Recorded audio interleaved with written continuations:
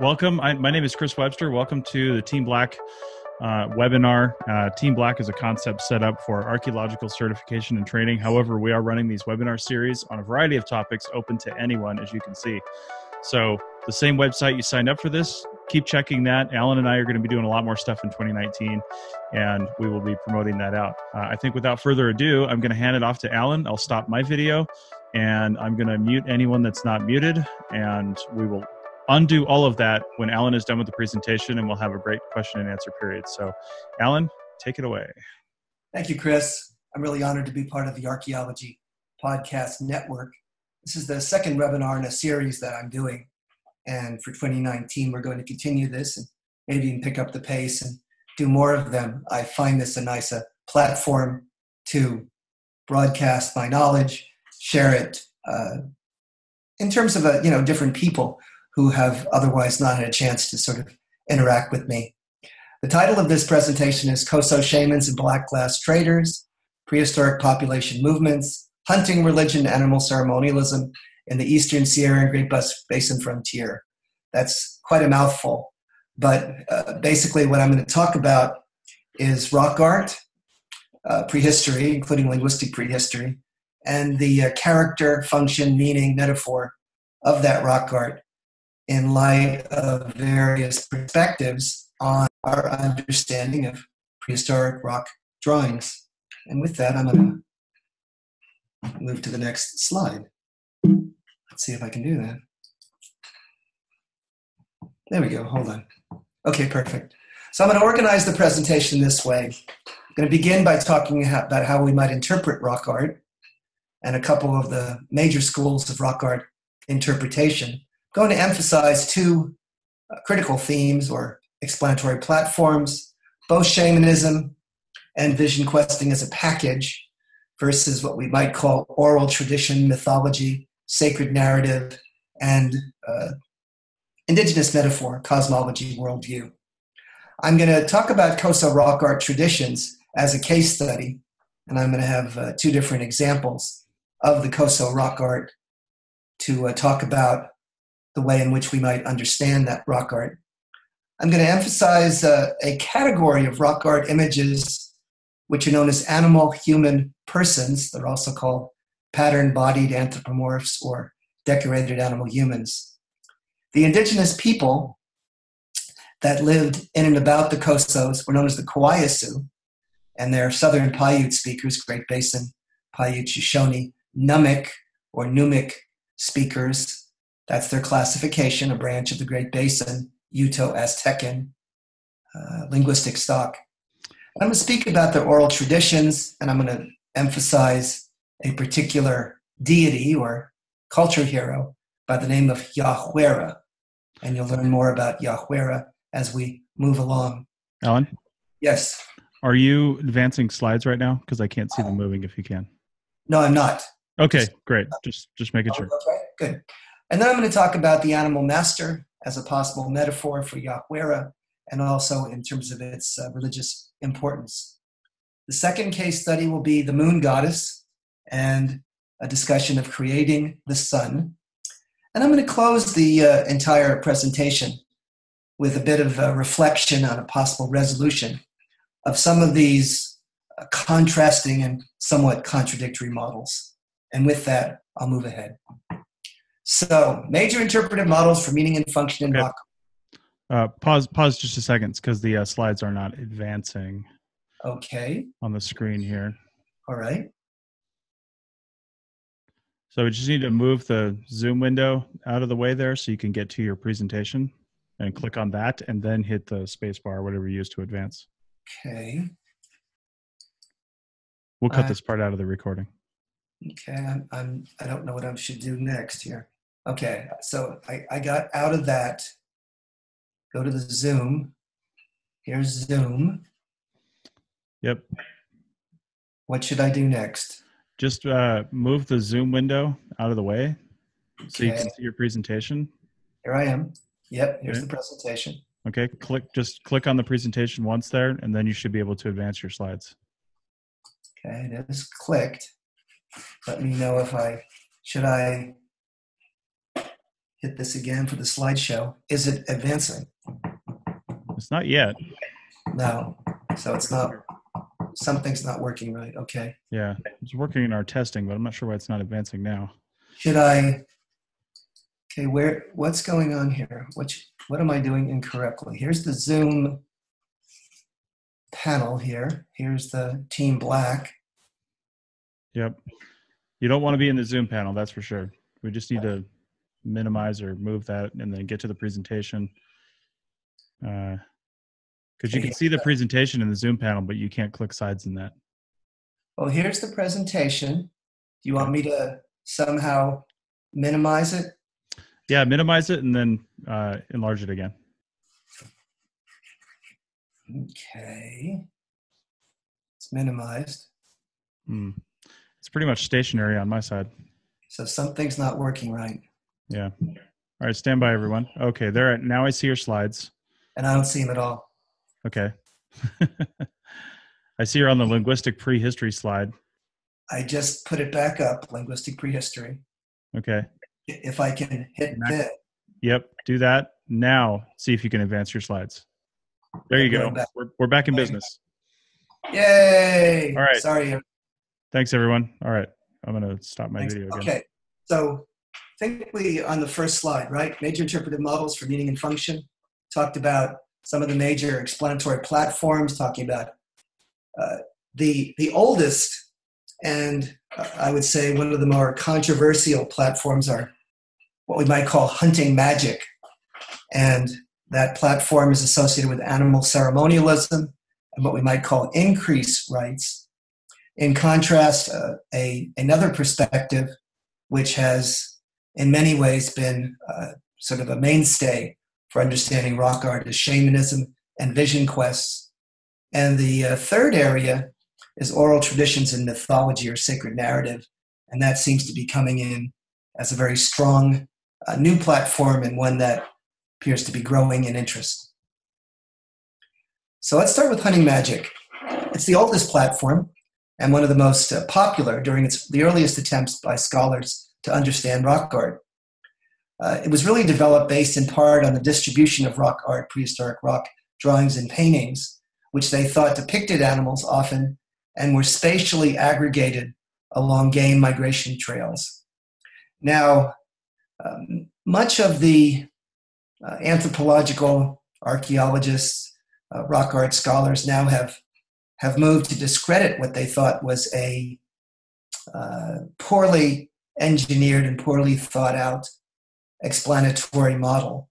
But I believe that the hunting magic model, in fact, is one that is perhaps the most misunderstood. Its major central postulate that has really not been emphasized is that game animals themselves were immortal. And that is almost always ignored in discussions on this explanation. Foragers, typically, these are hunters and gatherers, conduct ceremonies in association with the hunt. And these activities share elements of what we might call animal ceremonialism and the journey of ascent and descent, typical of hunter-gatherer forage cosmology worldwide.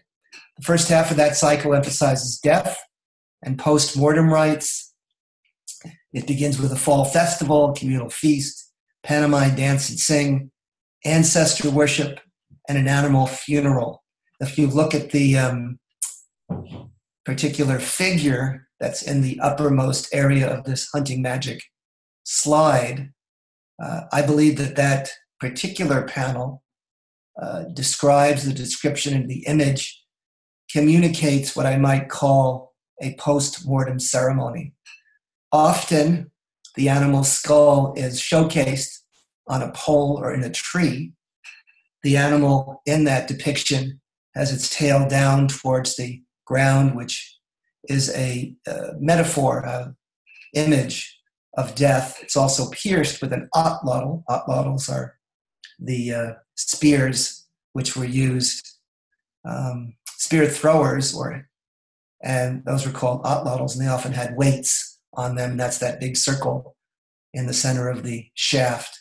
But what we're seeing there is as the spirit of the animal has passed, it goes down into the netherworld, into the subterranean world, and then in turn comes back into the hands of a hunter or a shaman.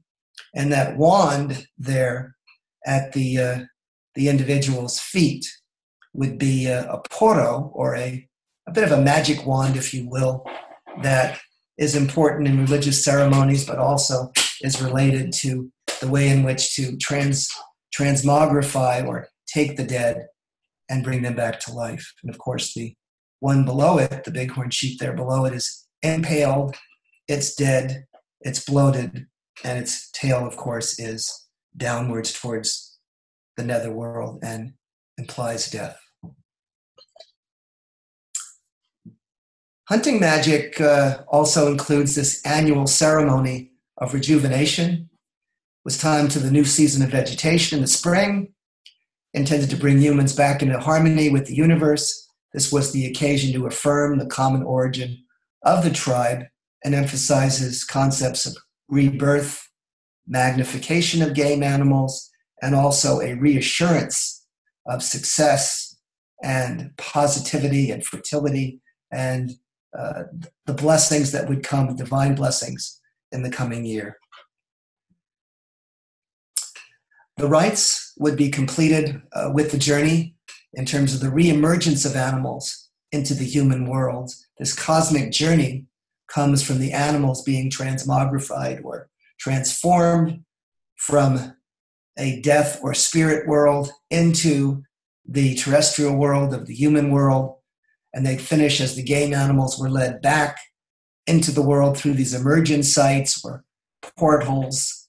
And these portals were springs, seeps, fumaroles, cracks in the rocks, lakes, rivers, caves, rock shelters, all of these celestial corridors, liminal corridors that would connect the layered universe.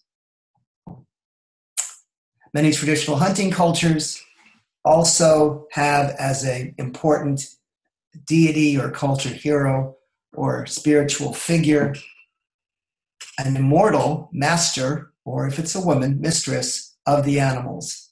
And this is a central religious figure throughout the globe.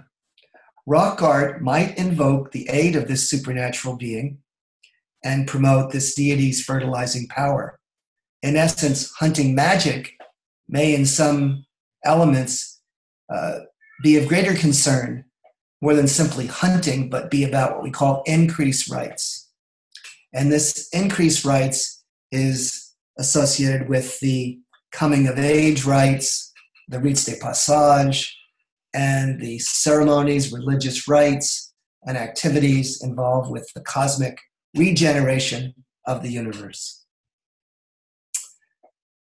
If we move to shamanism and vision quest, many anthropologists, of course, have assumed, with, I think, some confidence and some degree of accuracy, that some of the oldest religious elements center on individual shamanistic rituals. Who were shamans? They were medicine persons, both men and women. They were part-time religious practitioners who performed their ceremonies on behalf of these clients when called on to do so. These are what might be called ritual adepts. They're accepted as specialists because of their personal charisma and established reputation as successful practitioners. And they're they're people that are liaisons between the area, the level, the layer of the divine, the supernatural, the celestial world, and the natural world. So the supernatural and the natural, they are the go-between. They often enter trances and do so through ritual performance, and they may alter these rituals as they feel inspired to accommodate the needs of their clients. Some rock art researchers, and I would say this particular perspective has gained greater credence through time, that most, or if not all, rock art images were in fact fashioned by shamans. They were trying to record their visions or altered states of consciousness, their dreams, and memorialize them on the rocks. Shamans were the direct contact with the spirits, and they were the facilitators to access the spirit world. They would acquire power through dreams, and they would receive help or assistance or a direct supernatural connection with what would be called spirit helpers. And spirit helpers and their access into the celestial sphere would provide them with songs, ritual paraphernalia, and instruction on the applications of power. And they would use this power in ways that would help and be desirable for curing the ills of their community, the personal health, and also in terms of charming game and creating largesse in terms of the tribe. Now I'm going to jump here from that quick overview of the two perspectives and talk about an area that I've been studying in Eastern California for the last 40 years. It's called the Coso Range. Coso means fire, heat, steam. In the Numic languages, the Great Basin, Paiute-Shoshone languages. The picture on the bottom and to the left is of Little Lake, that's in Rose Valley, and that basaltic flow that rings that lake is part of the Coso Range. That particular picture at the above is in the Owens Valley. It shows that Eastern California, that tremendous corridor. And if you look at the bottom right and the arrow, this will show you an enormous volcanic area called the Coso Volcanic Field, or the Coso Ring Fracture.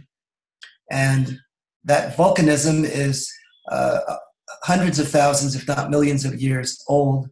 And in fact, the youngest piece of volcanism is in this lower left. That little cone-shaped hill is a volcanic cinder cone that is only 10,000 years old and would have actually been seen by the native people when they entered the area.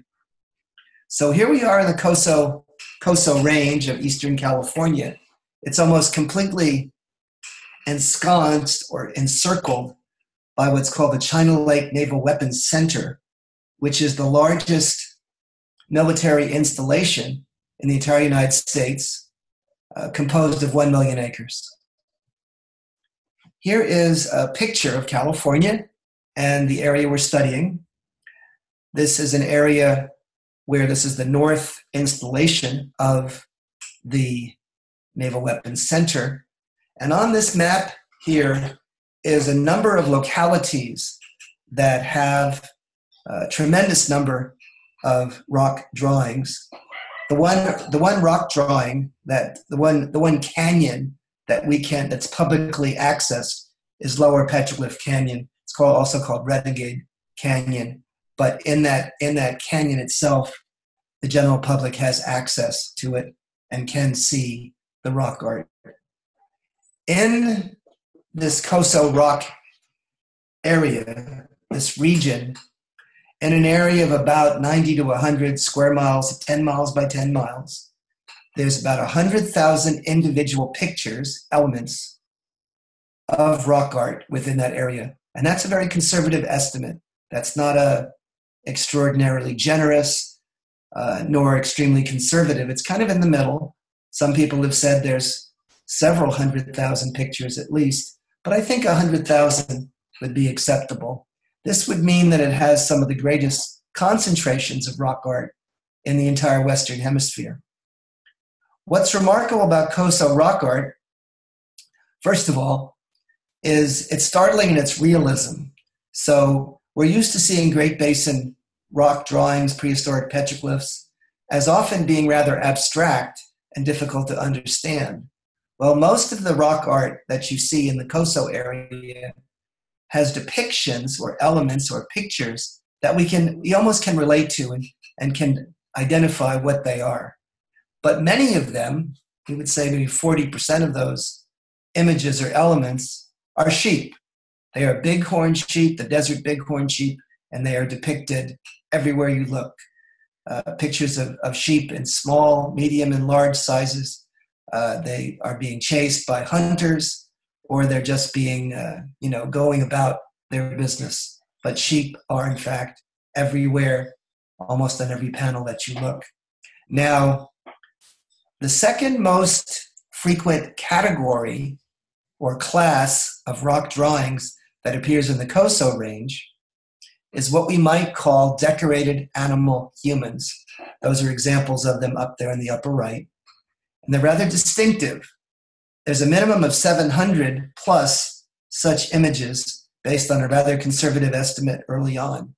And they are ubiquitous, found in all the major canyons and throughout the Coso range.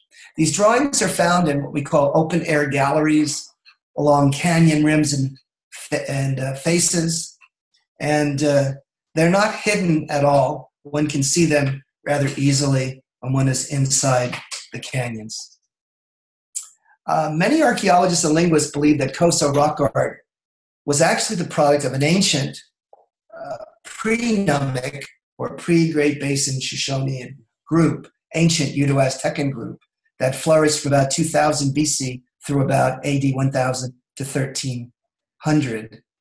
There's a lot of growing evidence that indicates the Coso range was in fact largely abandoned and a population replacement took place where the nearby late prehistoric and historic Numic people, possibly from the Owens Valley, migrated in during the time span from about AD 600 to 1000 and eventually replaced or mixed with the more ancient Uto-Aztecan population that existed in the Coso range. We see in the Cosos what's been called the Coso collapse, or a peak and then a rather abrupt diminution of this culture. And there's been a number of hypotheses about what happened to the Coso people and their decline.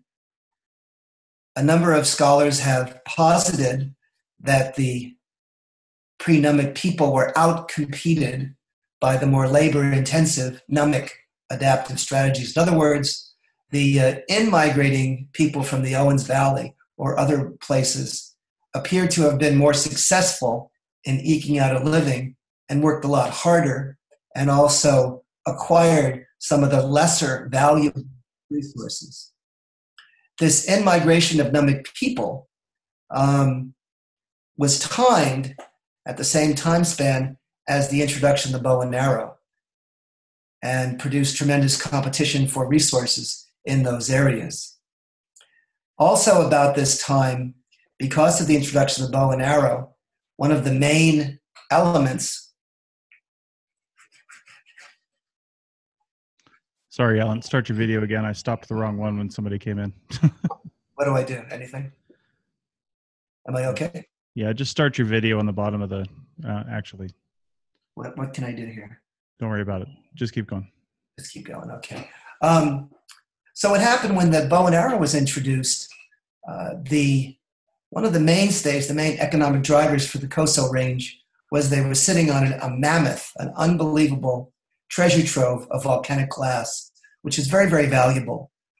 And this volcanic glass was traded extensively and all the way to the Channel Islands, and in fact was discovered in the Channel Islands, prehistoric archaeological sites 10,000 years ago. So the volcanic glass trade from the Cosos across California was something that continued undisrupted until the introduction of the bow and arrow, which made the need for these large obsidian bifaces or rough outs or preforms unnecessary because they went to much smaller projectile points, little arrow points. Additionally, there's growing evidence in certain quarters that the Coso artisans, the Coso people, were successful in depleting big game. In other words, they may have hunted out or depleted the bighorn sheep, and you can see that in the archaeofaunal record because of the bow and arrow, because of the use of dogs, and because of the very low number of bighorn sheep that actually would have existed in this rather dry area of only 3 inches of rain or less, they may have overkilled and hunted out the bighorn sheep. And lastly, but not leastly, from AD 970 to AD 1350, there was a period of epic and frequent droughts. It's called the medieval climatic anomaly. We're talking about droughts that lasted 100, even 200 years, and those droughts may have had a very significant and deleterious effect on the Coso way of life. Okay. This is a quick slide. It shows the rock art that exists in the Cosos and how it changed. So on the right-hand side, this is all Coso rock art, and it exists as petroglyphs, rock drawings. And as you can see, the bighorn sheep are a fairly consistent theme, as well as some of the decorated animal humans. This slide at the very bottom is a 10,000-year-old depiction of a bighorn sheep that we had dated through experimental X-ray fluorescence. Now, this style of rock art discontinued, and when the Great Basin Paiute, Shoshone, or Numic people emerged or in-migrated into this area, their style of rock art included what's called Numic scratched. We have some slides of those, and some of the ghost dance polychrome paintings, and also monochrome style Numic paintings as well. Okay, here's a picture of my PhD dissertation slide from it. I say that this is, 40 years worth of work in one slide. It shows the chronological periods, the projectile point styles, the type of hunting technology, and the linguistic unit that was characteristic of this Coso region during certain times. So you'll see pre-Numic, which also means ancient Uto-Aztecan, and you'll see that these are early, transitional, and late, and the Numic is the late elements. The kinds of rock art we're talking about here today were characteristic of the Newberry period and the Little Lake period in the main. Okay, so let's move to Coso rock art models. We're going to talk about decorated animal human shamans or the animal master immortal. As we mentioned, shaman and individual vision questing has been a predominant model. In this part of Eastern California, we know that Jimson weed was used, and other means were also used, including the use of native tobacco, to enter the world of the supernatural, to in fact produce an altered state of consciousness and come into a trance. When we look at some of the imagery of the Coso drawings, we see that there's avian legs, avian feet. The bird image is a metaphor for the shaman to what's called soul flight, where they go into trance and they look like they're dead. Then their soul goes up to the sky, up to the ethereal and sky world, and is brought down after talking to the spirits, talking to the dead, the ancestors, and also talking to the deities, and interacting as a liaison, as a representative of the tribe, as a doctor, and being the voice of the tribe into that upper level, that divine, that the celestial hemisphere. On the depictions, you'll see the fringe and the decorated torsos. It's very common cross-culturally throughout the world for the ritualist shaman, the ritual adept, the Indian doctor, to have a special coat, and that coat is often decorated rather elaborately, and it's decorated with the elements of their profession. Now, besides the shaman, if we look for another way to think about this, there is a dominant figure in hunting societies, in forager cultures, hunters and gatherers worldwide, called the animal master or the animal mistress. This is a supernatural animal human deity.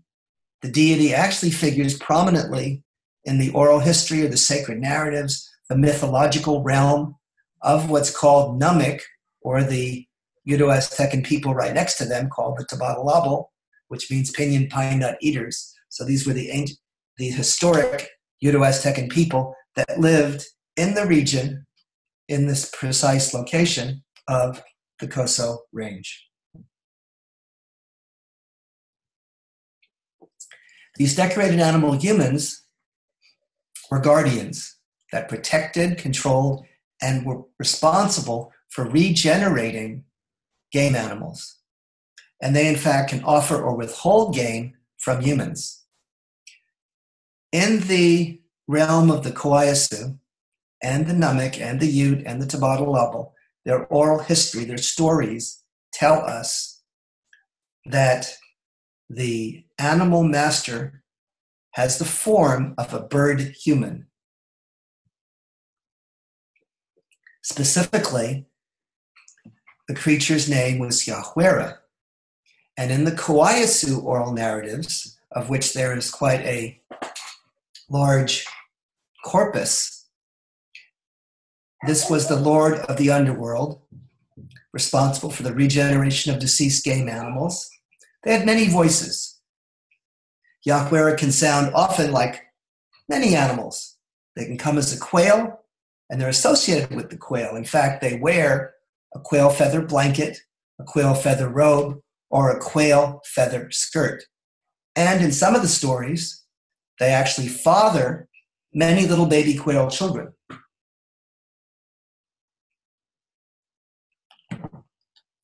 Now, this Yahuera figure is also identified as a small hawk, or the yellow bird.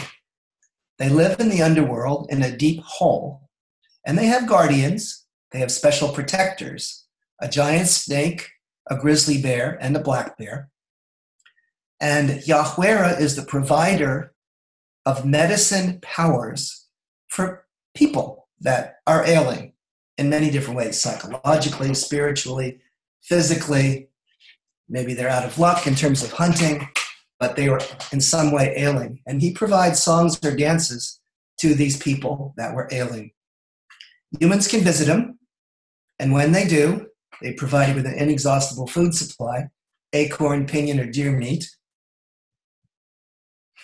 Here's some pictures of Coso decorated animal humans that appear to have this feathered headdress and may be wearing some sort of a blanket or robe that could in fact be quail feathers. Yahuera himself or herself can provide you good luck. And in fact, when you enter his home, there's a display of successful hunting weaponry on the walls of his home. When people, the native people, talk about Yahuera, Yahuera is an androgynous creature in some ways, of indeterminate sex. Men who dream of Yahuera see women. Women who dream of Yahuera see men. So, what about this Yahuera creature? Well, Yahuera has a place, a home, and in the native language, it's called Yahuera Canina.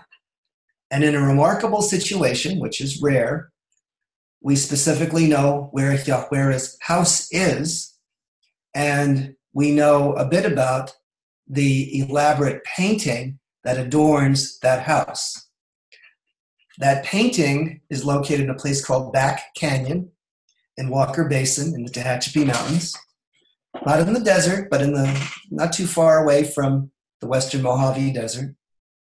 And this particular place is considered a portal, an entrance. It is a limestone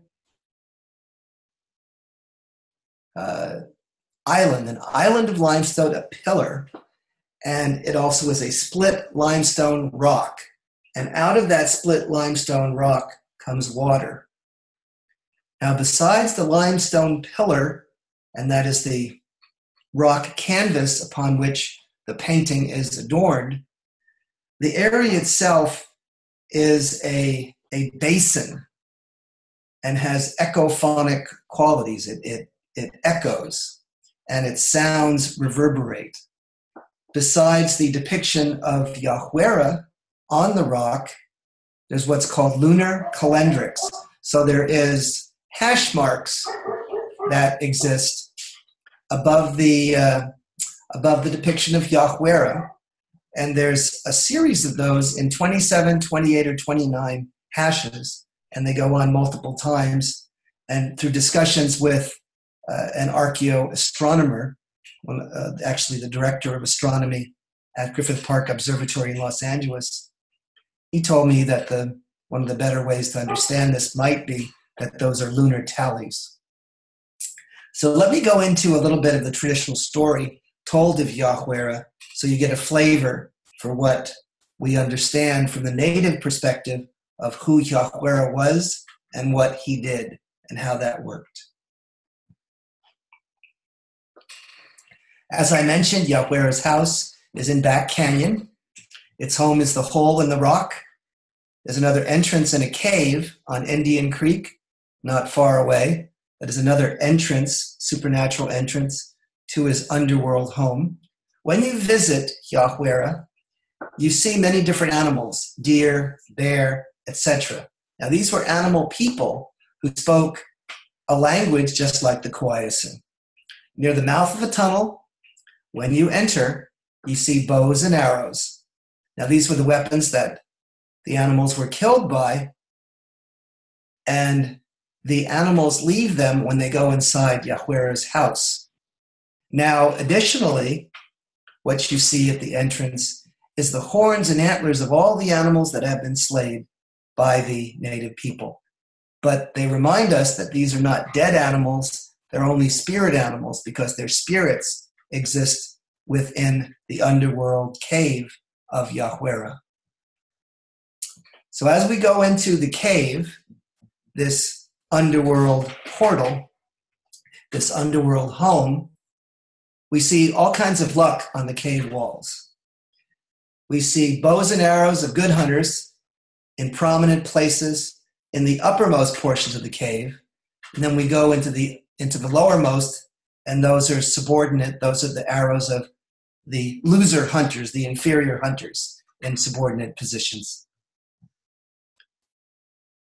At that point, the human visitor would take something for his luck, and the individual would keep walking through the tunnel. He stumbled and climbed over a large gopher snake called Kogo in Coahuilco. Farther along, he came across a rattlesnake as big as a log. In Coahuilco, the name is Tugubazitaba, and he climbed over that. Then there was a black bear, Moribzi, and then he passed by then a grizzly bear, Poguiti, and went past that. And after that, he got through all the guardians. He didn't see any other animals that were guarding the entrance and the inner house of our friend Yahweh. So then he sees Yahweh as he keeps walking. Yahweh was wearing a mountain quail feather blanket, looked like a hawk. The man said he was sick and wanted to get well, and Yahweh knew all about his illness without being told. And Yahweh, to be hospitable, gave him some acorn mush, pinyon pine nuts, or deer meat. And every time the visitor ate some, the same amount reappeared. He couldn't eat it all, just keep growing and growing and growing. Endless food. He gave it back to Yahweh and thanked him. Then he took him into a room. Yahweh entered into the room where he kept the medicine. And Yahweh asked him which of the songs he wanted and named all the songs. And the man took a song. And then the man was ready to return home. So he kept going to the other end of the tunnel. He saw water that was like a window, but it wasn't water. He passed through it, didn't get wet. He came out and found he was exiting far away from where he entered, out in the desert, somewhere near Red Rock Canyon or a little lake, and wasn't sick anymore. He'd been gone for a very long time, and his relatives didn't know where he had been. So, what does this have to do with our Coso decorated animal persons? Well, many of these figures, many of these patterned, bodied anthropomorphs as we use that terminology in rock art circles, appear to be bird humans. They have avian legs and avian feet. They have 3 or 4 toes, and they have those thin avian legs. They also hold hunting gear, spears, atlatls, possibly a staff or a bolo stone, something that they could use to spin around and hunt with. And others would have a wand of power, a digging stick, or a burial spade, and that would be that depiction right there as well. In many instances, the right arm is bent upwards. Sometimes the left arm holds those dart foreshafts or rabbit sticks. And when they're headdressed, they frequently have feathers or distinctive quail plumes. So what do we see in these images? Well, we see hunting equipment. We see a very prominent association with snakes, and that'll come into our discussion a little bit later. And those snakes either appear as guardians with them, or the snakes are inside their torso. Now, snakes are a metaphor, an interesting metaphor. They, in our culture, in our American culture or industrialized Western thought, snakes are bad, and they're considered evil, and that's that. But snakes to ancient Uto-Aztecan people were not thought of in that fashion. Snakes, because they slither and move along the ground, were seen as metaphors for water. Snakes, because they lose their skin and can regain that skin anew, were also associated with resurrection. When an individual dies or they're cut open and you look inside their body, you can see veins, arteries, and intestines, and those look like snakes. So snakes were seen as a metaphor for life, very positive metaphor. And snakes were also seen as a liminal animal. Liminal means living in multiple worlds. So when you see a snake, although you see it on the surface of the ground, it lives under the ground often. Other animals that are liminal include chuckawalla or quail in some ways, and also turtles. So those are the animals that you see depicted with this decorated animal human figure. What you also see in Coso iconography is an association of these particular figures with bowls of seeds, mist, water, images that are both male and female and androgynous at times. But in fact, when you've classified them and look quite closely, many, many more of them are female than male, just as an interest, as an aside. So here's some other examples of these Coso Yahuera-like figures. You can see those avian-like feet with 3 or 4 toes, the bird legs that are stick-like. You can see the decorated animal humans with the quail plume feathers, those angled elements that appear as the headdress. Now, they often wear fringed garments as well, and this may represent the rain curtain that we talk about, but it also could be called a pubic fringe, or perhaps even a skirt of snakes. We really don't know. The fringe, though, often is also associated with the concept of feathers and the ability of the shaman, or, for instance, the ability of Yahuera associated with the avian world.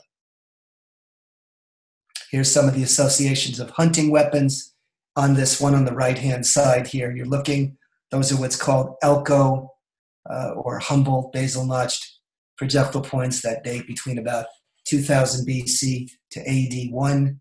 Down on the left-hand side, you can see some other wands. Here's some other projectile points down below, etc. And here's a comparison between the Yahuera image that sits on Yahuera Canina, Yahuera's home, in paint, and it's also been post-processed so we can bring out the images a little bit better. And it's compared with one of the more well-known and prominent decorated animal human figures that exist in the Cosos, and you can see some of the similarities between them.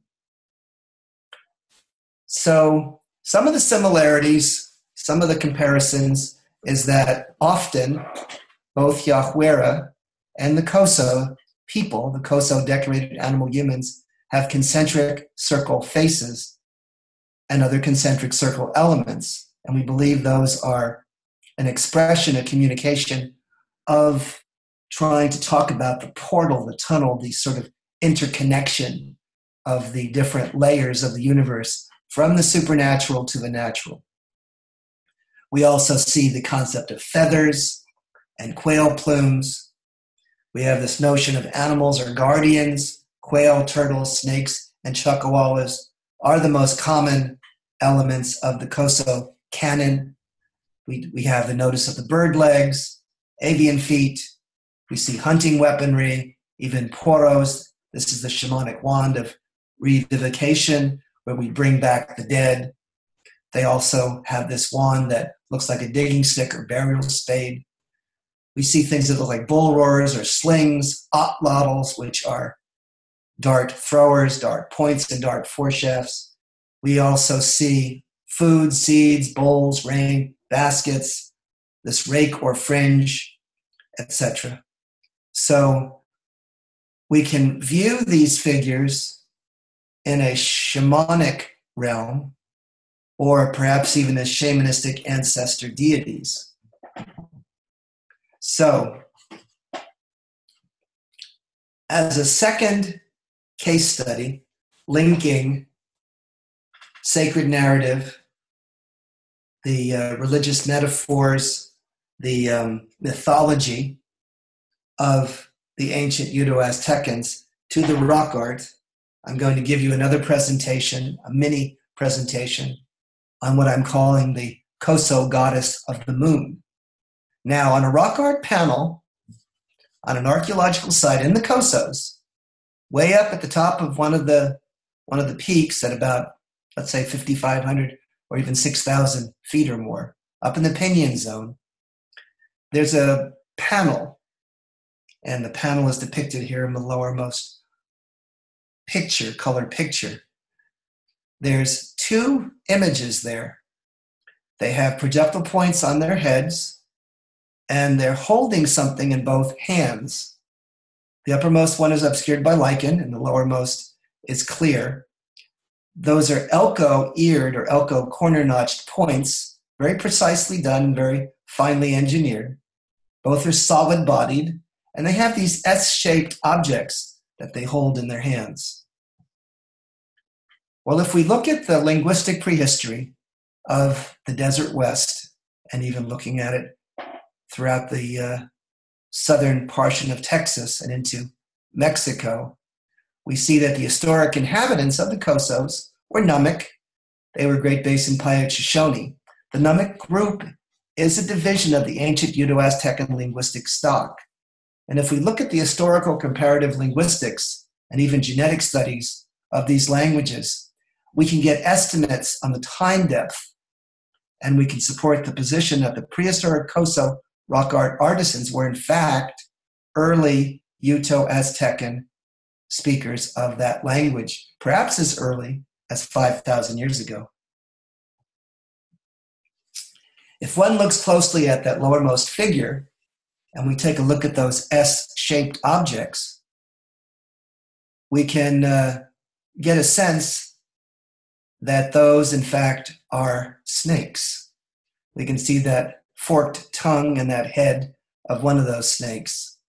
And also, if we look closely at the attribute or feature between the legs of the lowermost figure, we can also see that that's a female gender, either with what's called pendant labias, or it's a mid-birthing figure. Now, what's interesting is this animal-human figure was female and holding snakes, which is in fact somewhat unusual. Now, just because of my understanding or knowledge of this discipline of rock art, one of the shining stars and the newest discoveries in rock art have come from a woman's work, Dr. Carolyn Boyd, who founded the Shumla Rock Art Foundation of the Pecos region in Texas.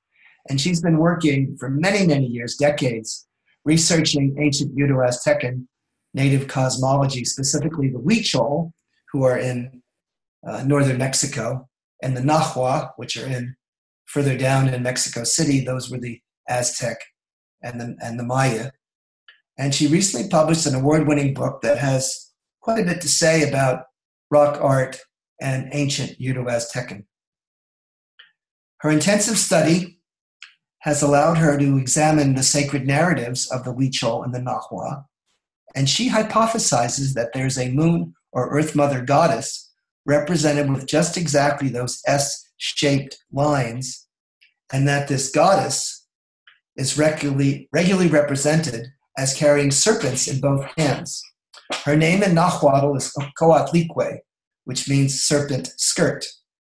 And this white figure is that moon deity, and those small S's within the torso of that figure are what she alludes to, and also those items up above as well. Could that figure in the Coso panel up there at the top of the Cosos actually be an earth mother or moon goddess, which is better well known in Mesoamerican circles? Well, Boyd argues that she in fact has identified as dressed in white in her painting site, which is quite ancient as well, would be in fact contemporaneous with the imagery we're talking about in the Cosos. And she understands them as staffs of darts or arrows. In fact, those S-shaped serpents are also communicated as that vis-a-vis the ethnographic literature.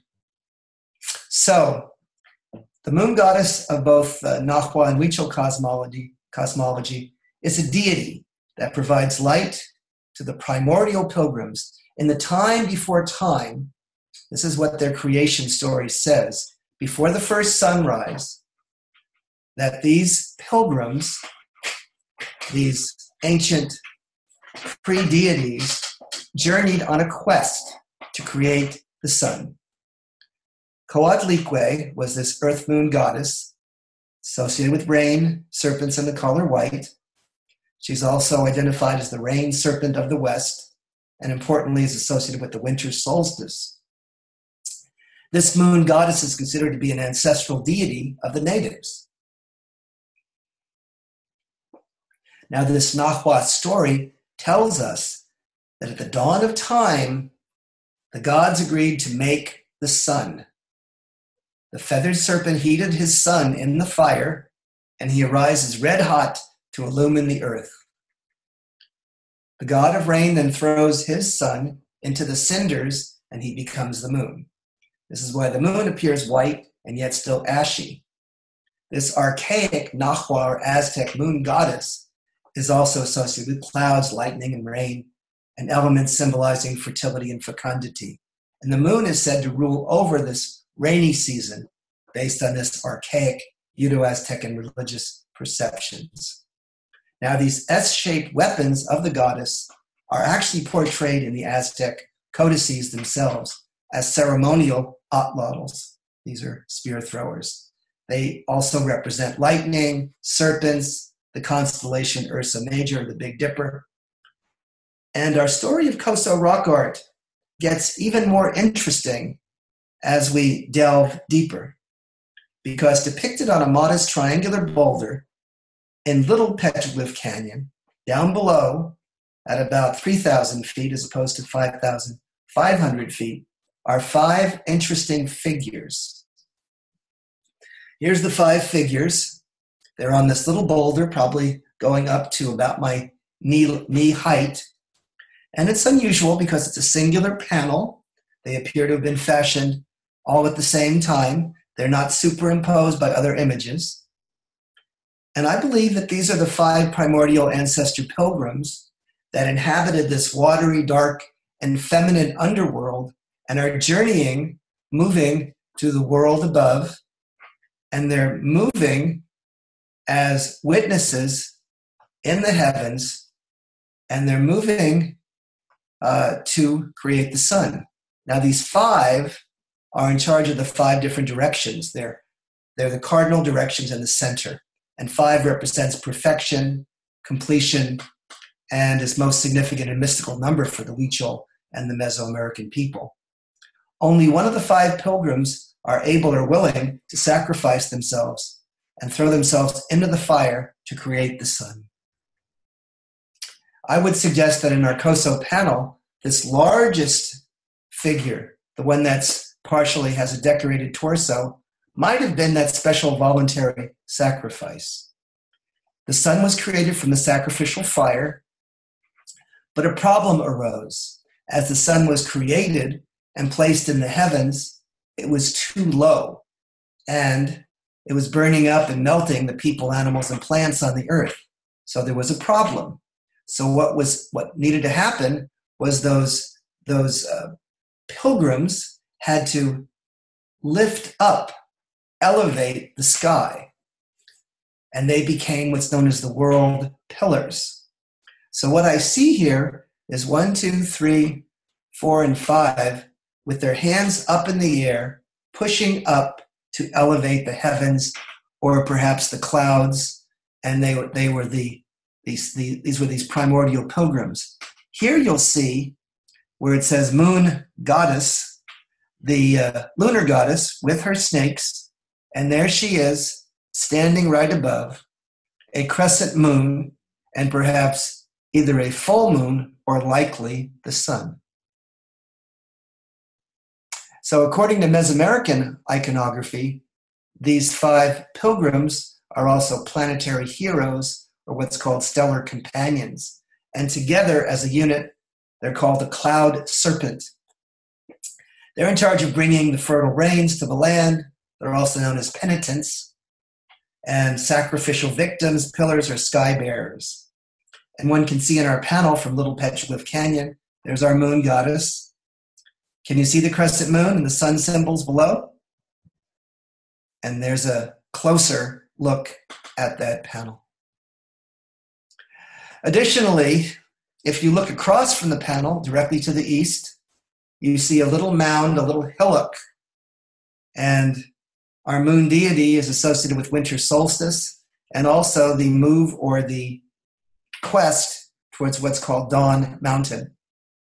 Wouldn't it be interesting if that little hillock that we see on the east is a sighting stone for some sort of winter solstice archaeoastronomical significance? I don't know if that's the case, but it is something that I'd like to investigate further. Here's our 2 depictions of the moon goddess, and now I'm going to wrap it up and give you just a few modest conclusions. So we have the decorated animal humans of the Cosos. There's some of the more ancient figures. They probably begin about 5,000 BC. That's the oldest image there at the bottom, which we've dated. But many of them also date to what's called the Newberry period that runs from about 2000 BC to about AD 1. And we know that precisely because they're depicted with a chronologically sensitive, a temporally sensitive projectile point, and that's been confirmed by portable XRF studies. The quantity, subject matter, and thematic consistency, the exposed nature, the character of these locations with such a tremendous amount of rock art, appear to be these sheep trap complexes, which would imply hunting behavior and hunting features. So perhaps there's something there to support a hunting magic or increased rights model. But also, we see some of the elements that may have implications or relationships to oral tradition and rock art images that suggest animal ceremonialism, group increase, and hunting magic for older Uto-Aztec and even creation stories like we're talking about. So, to conclude, can we suggest that Coso shamanistic ancestor deities can now best be interpreted not as trance metaphors, but in relation to indigenous mythology and religious beliefs? No, not really. The question then arises, if these animal-human Coso figures are mythological or sacred narrative deities, beings of a different sort, then how can they also be shamans? portraying themselves in altered states of consciousness and commemorating their visions. Well, the solution lies in understanding the significance of gnomic and pre-gnomic mythology and cosmology, understanding the way indigenous people think. Very difficult for us.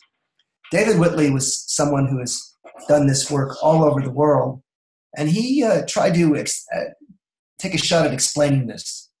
He thinks that many of these images merge various levels of meaning, and that the symbolism of rock art may represent both the source of supernatural power and the dream and trance world that gave access to it, perhaps an analog for the master of game animals and other supernatural, supramundane animal humans. In other words, what we've talked about here is a multi-layered structure of interpretation. We'll call it multivalent.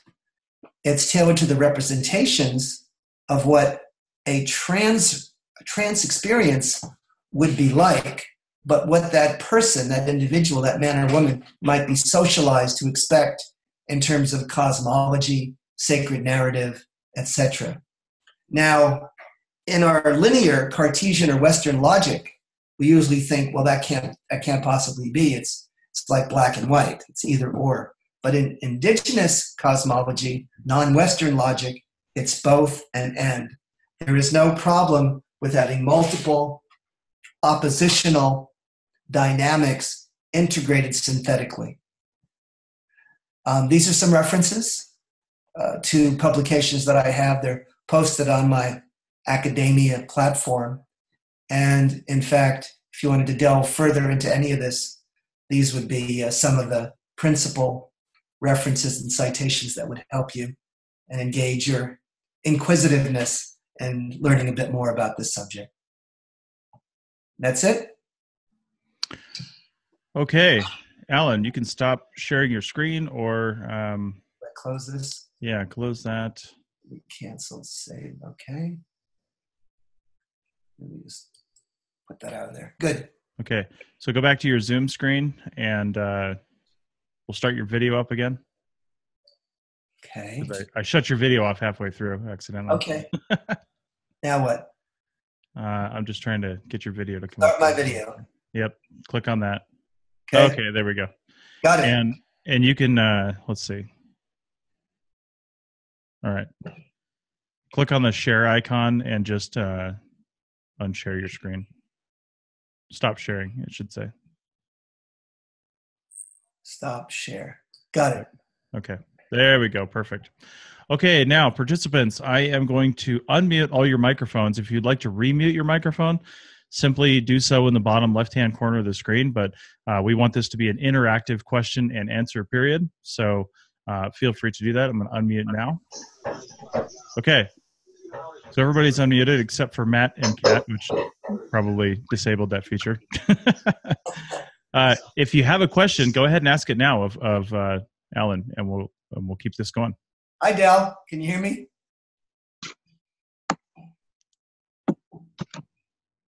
Del. No, I don't think she. A lot of people might not have microphones. I don't know. Yeah, I can see a microphone, but I can't tell if they're wanting to be unmuted. Alan? Yes. Hi, I have a question. Okay. Who is this speaking? Isabella. Isabella, please. Okay. It's an incredible amount of representations in the rock, but as they do in Coso. And it looks very creatively done too, and including the way the stones themselves are used to, whatever they choose to portray this image. And the people so creative, I've wondered, they must have expressed themselves in arts, in artistic ways, or, I'm calling it art, but I wonder if there are other representations that are also in that area that would be like, say, like mobiliary art or portable art, whatever archaeologists call this. Are these also found there, or the focus is more on the painted rocks? Thanks. Thanks. Those are wonderful questions, Isabella. It's interesting. It's interesting. So that's a multi-part question. You have to first understand that the prehistoric rock art of this area has continued from about 13,000 years ago to historic times. Now, that's an amazing record. And in terms of preservation, the cultural materials that would have been accessed and preserved, the only perishables in earlier times would come out of dry caves. So those are rare, but there has been examples of dry cave excavations, and there has been materials found at them. The only other decorative art besides paintings and rock drawings that would have been, that are frequent or that I'm aware of that would also be associated with this same peak period of artistic fluorescence are what's called split twig figurines.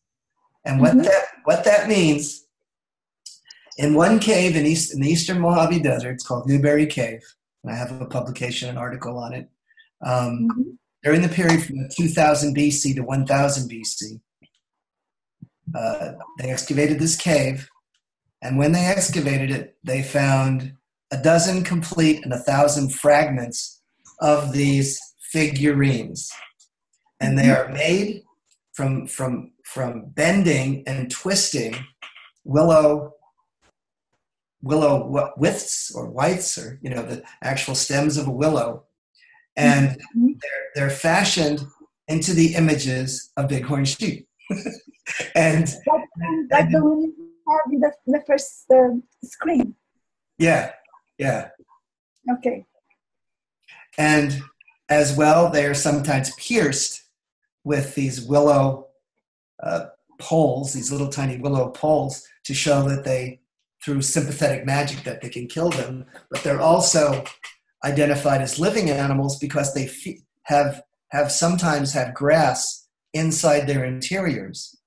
And what's also interesting is that in this period of time, when there was a predominant expression of rock drawings almost exclusively, in this cave in the eastern Mojave Desert that fits in this same hunting magic milieu, it was green. Green was the major color that was employed. It was a volcanic green, and they painted the shafts of the darts, and they also painted the magical elements of the crystals, of the quartz crystal wands that were found. Oh, the quartz crystal wands. Yes. And they also had a feather wand that they must have had, and they encased it in some sort of cordage, and it was dusted in this green pigment. And I think the green was associated with the metaphor of growth and fertility and renewal and regeneration and resurrection as well. And this is all kind of encapsulated in this one package. But in the main, these are foragers. Their numbers were very low. They had some of the lowest population densities of anybody in the world because they're in the desert, and the desert didn't have much water nor resources. So we're talking about a very, very limited Aboriginal population. And their main expression, their main religious expression, and their main ceremonial, ritual, artistic expression was either rock art or basketry. They also made some of the most fantastic basketry in the world. And their baskets were done in very fine and sophisticated ways with decorations embedded in them. And so when we have that decorated basketry, Even during the late prehistoric and historic times, it's considered to be some of the most sophisticated, complex, and beautiful basketry in the world. And please, go ahead. Forgive me. No, I don't want to interrupt. Go ahead, please. I'll complete my thought afterwards. Okay. Sandra, do you have a question? No. What did you think of my presentation? I thought it was fascinating. Good. What's your background? Oh, I'm a master student in archaeology. Where?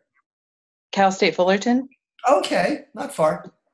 And what's your specialization? What are you working on for your thesis?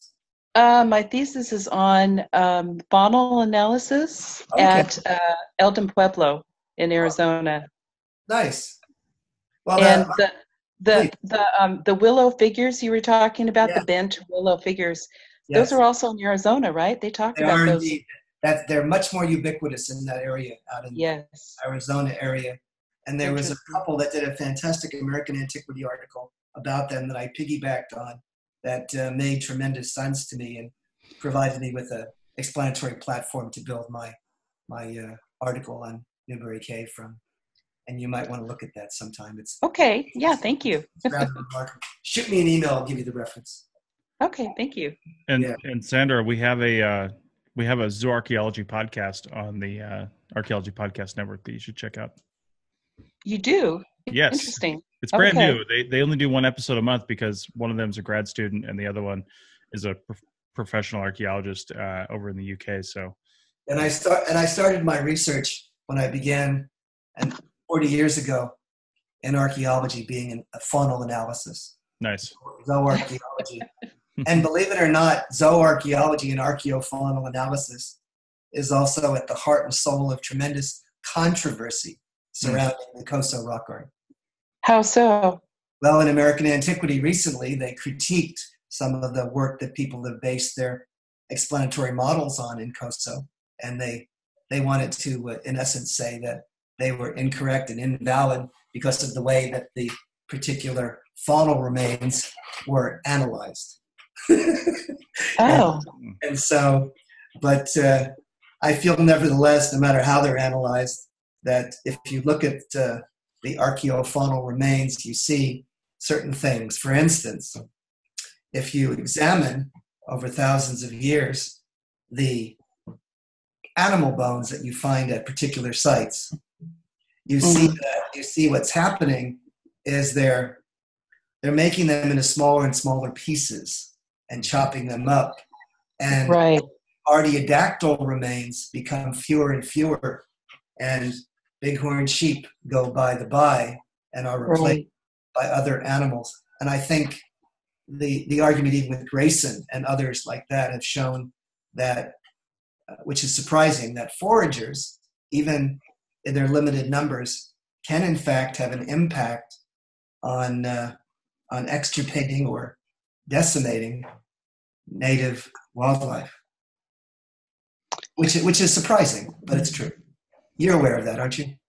That's one of the things that in my analysis I found that there's that's one of the things I'm trying to determine is the proportion of artiodactyls and legomorphs, and of course there's a lot more rabbit, legomorph bones that you find. But does that correspond? My question is, does that correspond to if there's more? I guess if there's more of the larger animals found in a particular area of the pueblo, or in a particular pueblo area, does that determine that there's more? What's the word I'm trying to think of? That there's more hierarchical society when you have a difference in the type of animals that you find in one area as opposed to another area. Does that make any sense what I'm trying to ask? No, it does make sense. If you were going to have prestige, and if you were going to have preferential distribution of the meat, you would certainly prefer, and it would go the artiodactyls would be the preferential animal. Exactly. And if it's done Exactly. contemporaneously, synchronously, and you find the distribution to be in that fashion, then that would be, I think, a reasonable reconstruction vis-a-vis that. Because bighorn sheep and artiodactyls throughout prehistory have always been perceived as a preferential hunting focus, because they're good to eat, but also good to think. They're harder to get, and Right. they are a bigger meat package, and they're much more preferred for a number of reasons. Right.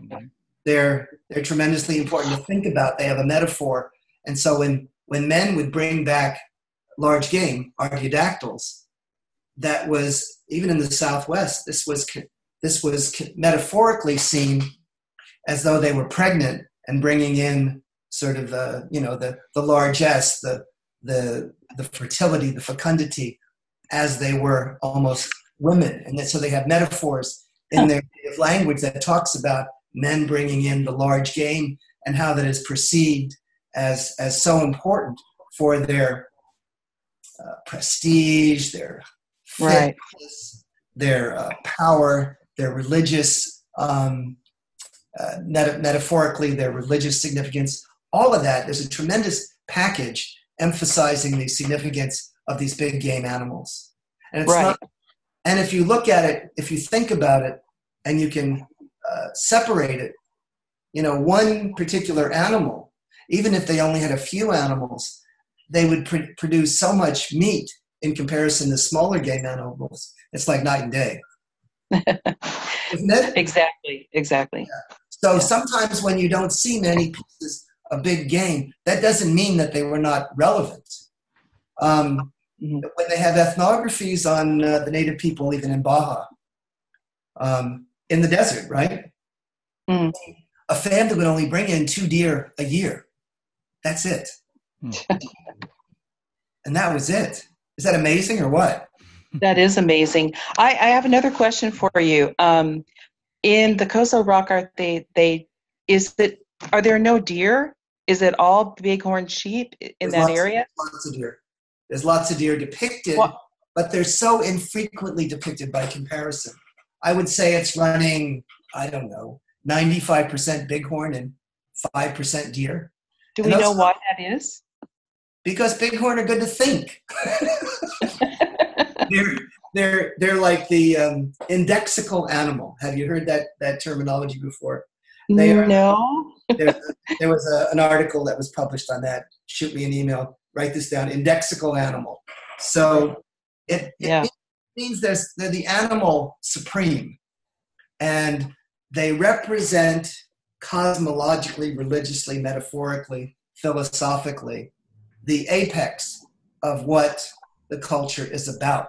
So, for instance, if you're thinking about salmon, if you're thinking about bear, thinking about whatever, pinnipeds, each culture might have an indexical animal. And so within the Cosos, this indexical animal became the bighorn sheep.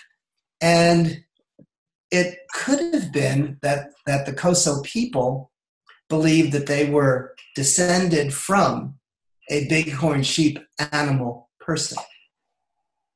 Okay, yeah, that makes sense. Because it would have been some sort of a, totemic relationship, and so bighorn sheep, because they live on the peaks of mountains, right? Right. So they are, of course, considered the more magical and powerful and sacred than other animals. Right. Okay, that makes sense. Yes. And when you're looking at Uto-Aztecan cosmology, right? Mm-hmm. It's a layered world. So the uppermost layer, right, is the sky world, and the sky world is associated with the color white. White is the rump patch of the bighorn sheep. Oh, okay. White is the color of the immature eagle feathers. White are the snow. White is the smoke and the sun and the rain and the fog and the mist.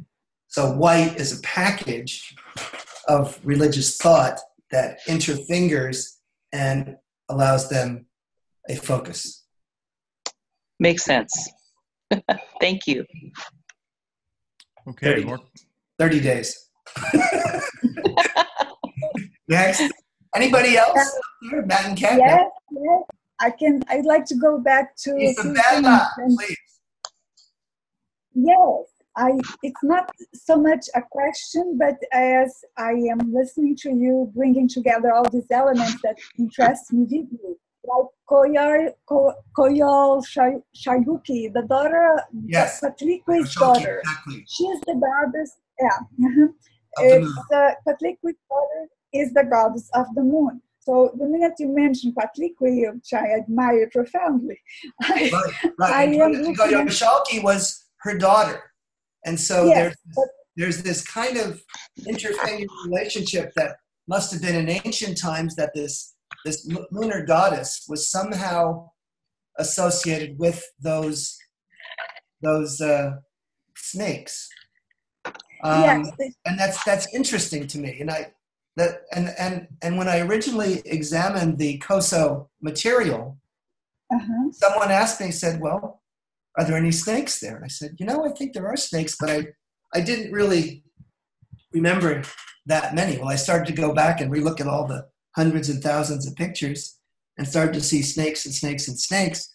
But one thing I didn't recognize before, until I really began to look closely, is all of those decorated animal humans that I've been showing you pictures of.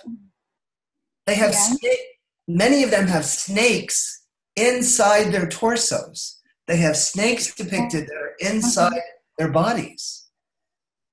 I mean, that was something no one has said before. No one has even talked about. I was wondering, because there you get the Chichimeca coming down from the northern part of the continent and going through this area down to Mexico. Are there any storks or any herons or any kind of animals, depiction like that, or a bird like that? It's funny.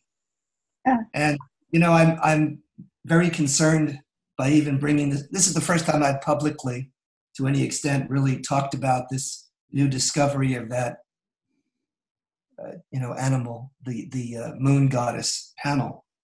And I'm a little concerned that people are going to think, well, that Alan went off the deep end and he drank the Kool-Aid. Well, I don't think we're going off the deep end, Alan. I think I am very amazed to see the your narrative, because it brings to me, it's very important to relate to how we relate to the past too. How you're getting this is bringing to me an openness of vision into it. I mean, I'm no archaeologist, but I have been very involved with my studies, and I don't take that lightly. No. And the only reason I've really been able to discover this or make any sense out of it was just because of my hyper focus on trying to understand the recent emphasis on the sort of the reading of rock art, the understanding of the native imagery in light of sacred narrative, creation stories, and then also twinning that with an understanding of linguistic prehistory, which is something my PhD was on, and I understand that. And then when you begin to use that, rock art can be, in fact, one of the most valuable and informative data sets for archaeologists, and it's been relegated to an also ran thing for much of the time. But if you begin to look at it scientifically and you examine it a number of different ways. It can help us understand many aspects of prehistoric lifeways. Don't you agree? I do. I use a lot this stretch to look at art because it gives me a depth, and it gives me the opportunity to kind of, poke and look at this wonderful art, which I call art because I think it's very beautiful. Yeah. And so go ahead. Using this stretch, my question would be then, if you have used that, and if there are art that has been, done on top of other figures, or very much so. Very much so. You'll see layer after layer after layer, and I was just fortunate with that one panel because it seemed to escape any of that kind of activity.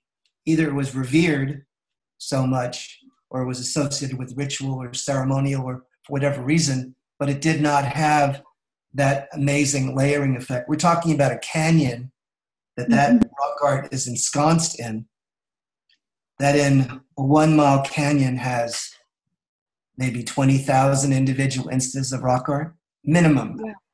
Can you imagine the layering and layering? And it's got 10,000 years worth of prehistory in this one canyon. So the layering effect, yes, and D-Stretch, when I ran it, those images that I show you of that particular panel are D-stretched. Even though it's on petroglyphs, rock drawings, and D-Stretch is supposed to be used specifically for paintings, it also helps occasionally with petroglyphs. Yeah, I again, just going back, if you have any idea or if you have seen any picture of a white stork or a white heron or a bird of that sort, nagarsa. If you ever seen, because if they were going towards the land of the white, of the white stork.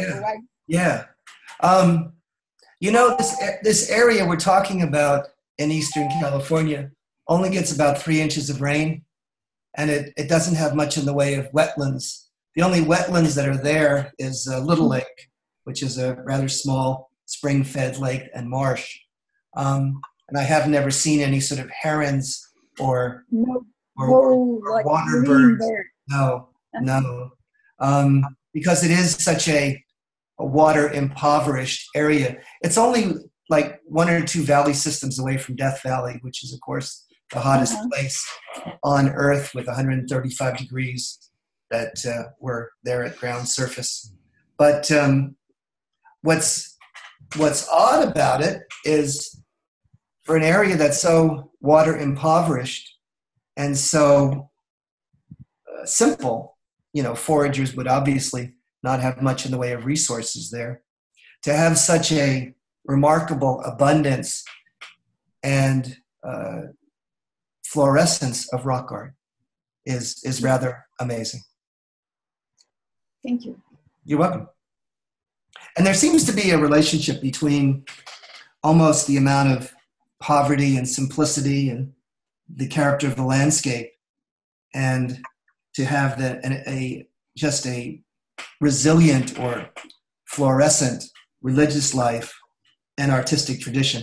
The thing that comes to mind, of course, is the work I've done in Baja, California, in the great mural rock art in the area that they call the Sierra de San Francisco, and that has the largest prehistoric paintings in the world. It's called Great Mural Rock Art. Wow.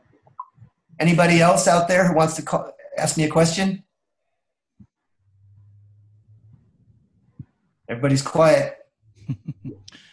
Sandra, Dell, Matt and Kat, Mikey and Myra.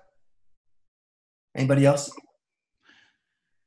I don't think so. Ellen, I think it's fabulous, the connection that you've made with the 5 pilgrims, with the moon goddess, and the connection to Mesoamerica.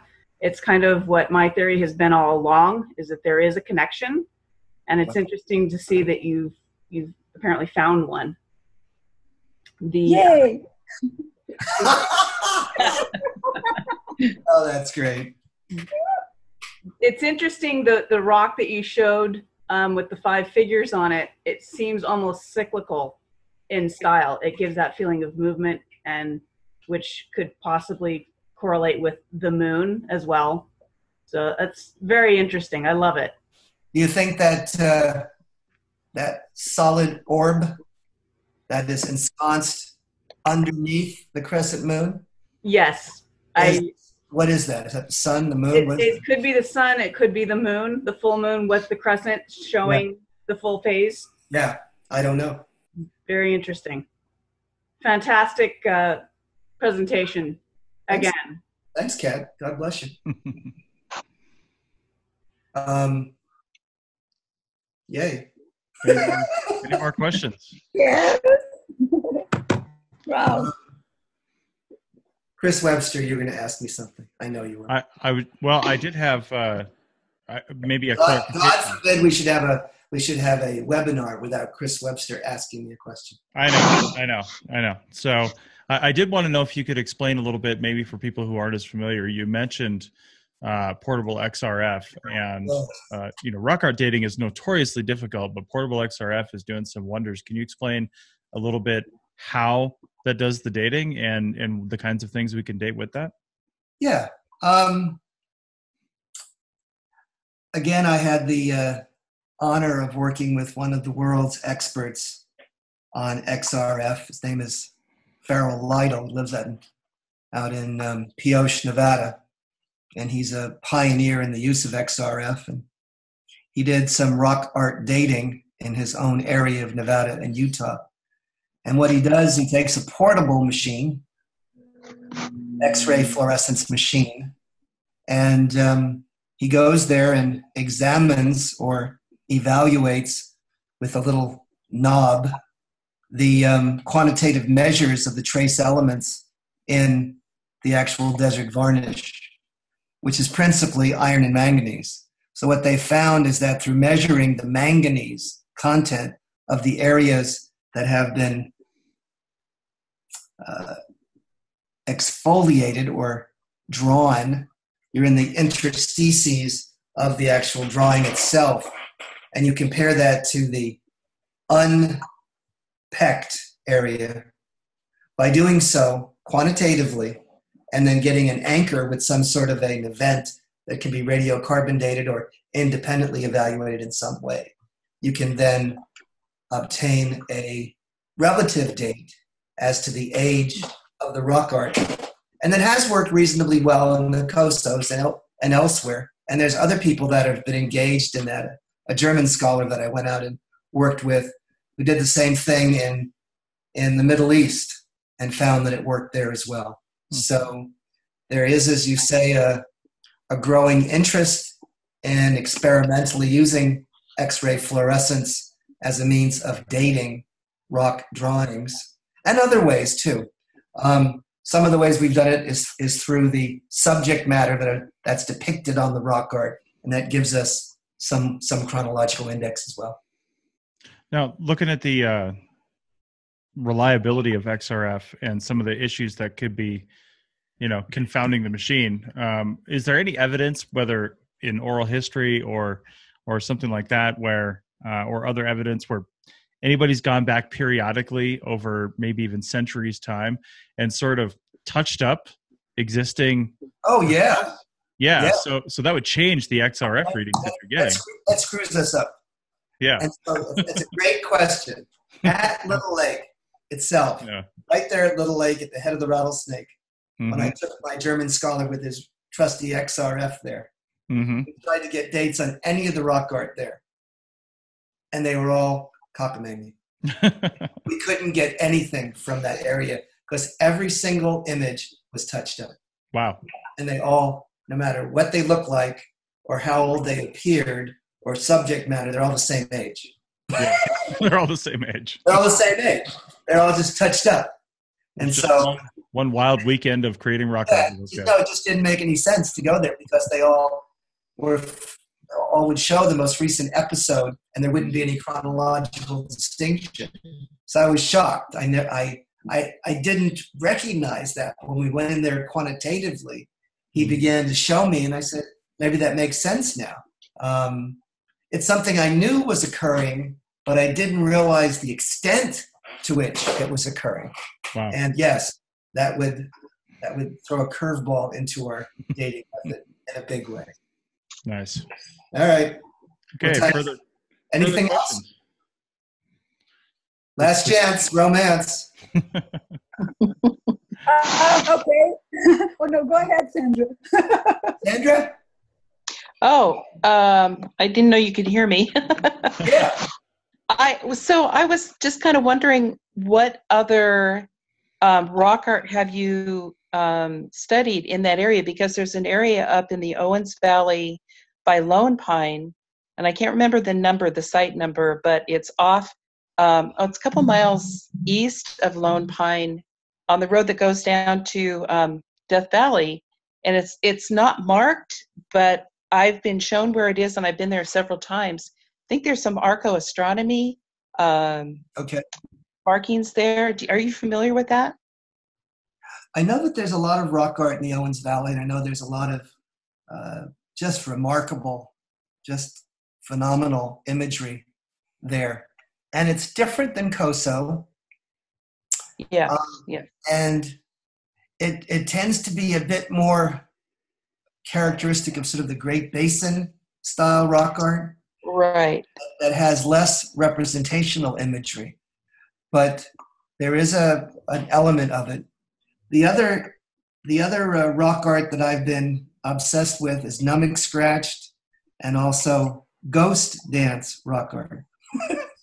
And that's all over Eastern California. It includes the Kern Plateau and the Sierra Crest. It's in the Coso region. It's over in Death Valley. It's polychrome, and remarkably so. It's up in Panamint City, which is one of the most elaborate one. It's got 150 individual elements, about 5 different colors. And it dates to about 1870. And it's associated with the ghost dance. It's got men on horseback with oh, yes, I know what you're talking about now. Yes. hats and hats and all of that. Well, and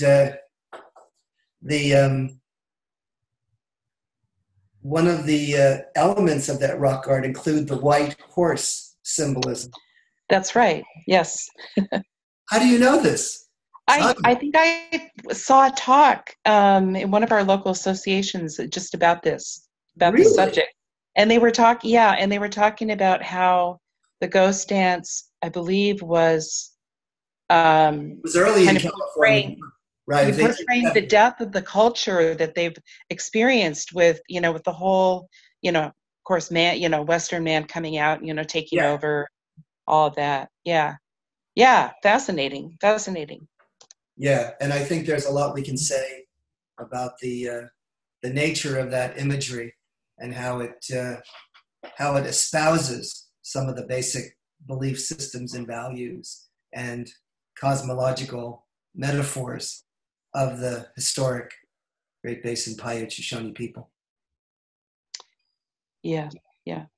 Just this whole subject fascinates me. That's why I wanted to participate in this webinar, because for the last 4 years, one of the things that got me interested in archaeology in the first place was rock art. And some of the places that I had visited through a friend of mine who has he's not an archaeologist, I don't know what he is, but he's fascinated with rock art. And he took me around, he and a group of us took us around to many places in Utah and in New Mexico and Arizona and California to see these sites. And it just fascinated me, the variety. But there's a kind of, there's kind of a consistency also.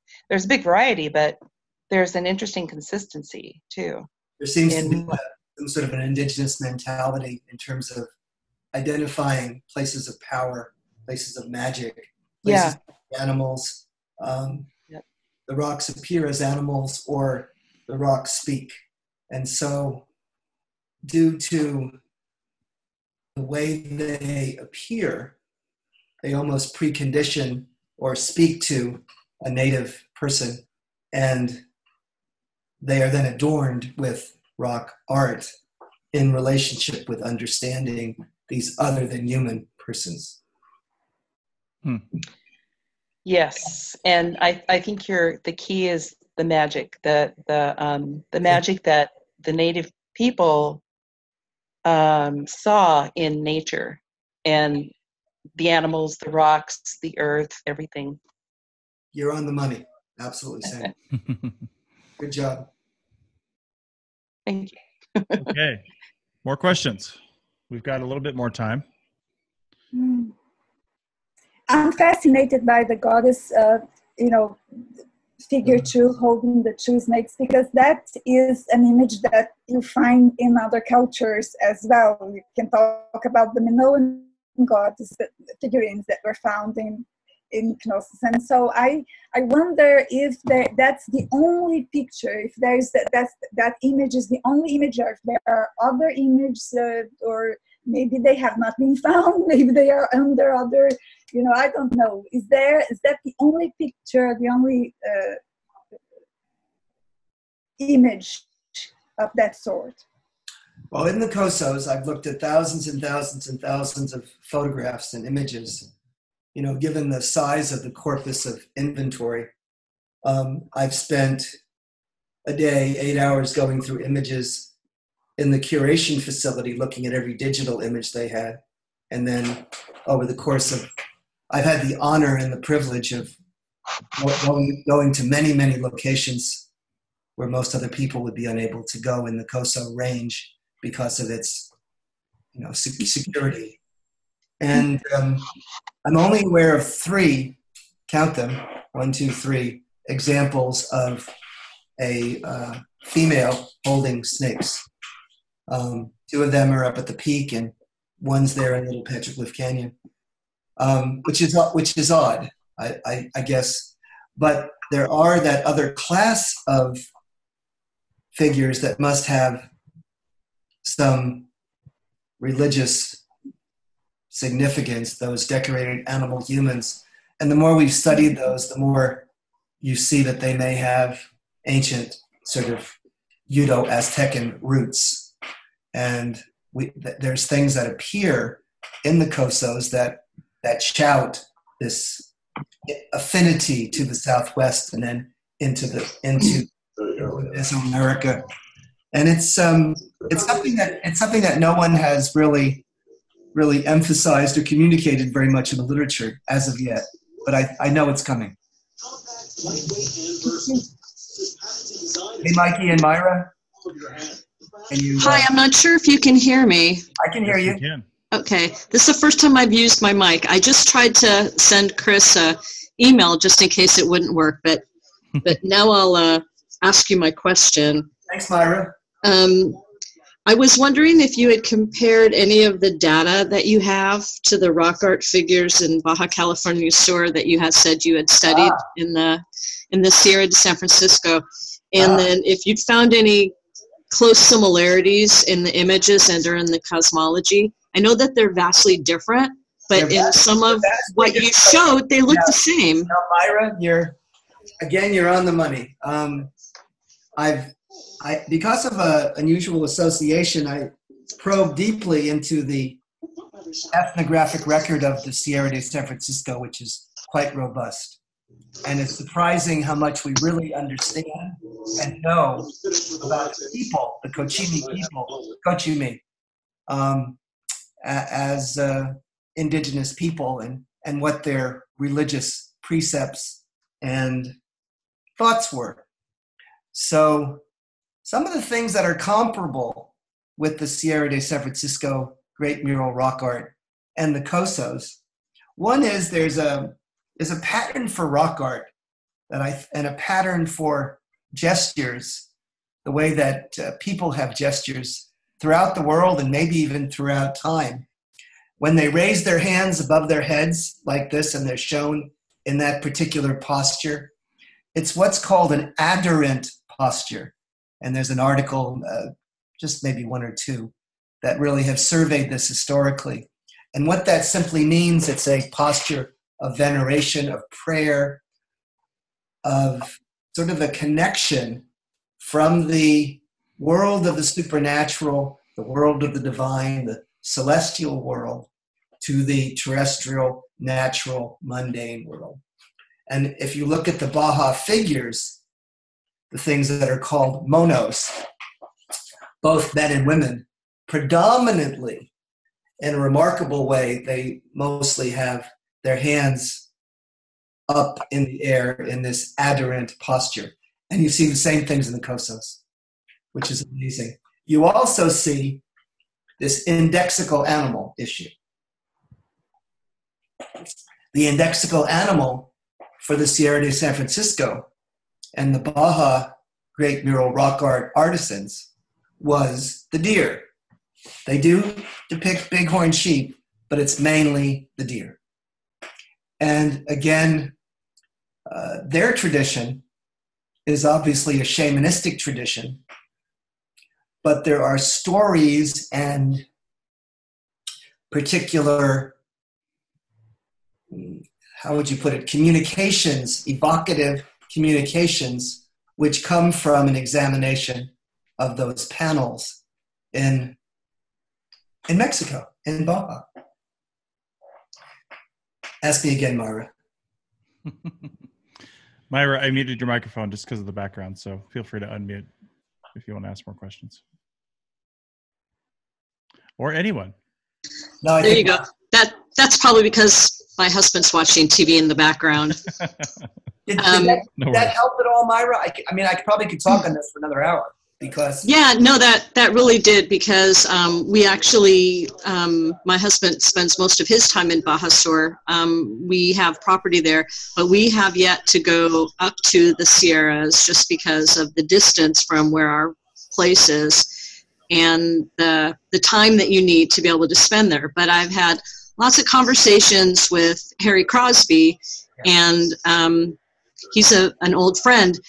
And so we've had lots of conversations about the rock art and also about the Cochimi, because there's not a whole lot in the California literature about the Cochimi and the relationships. But it's starting to happen now because the INA archaeologists are starting to do more presentations with the SCAs, and they're starting to bring that culture up to Alta California, and we're starting to learn more. And so that's why I was curious about the relationships and what you've learned and what you believe I think that we can learn more.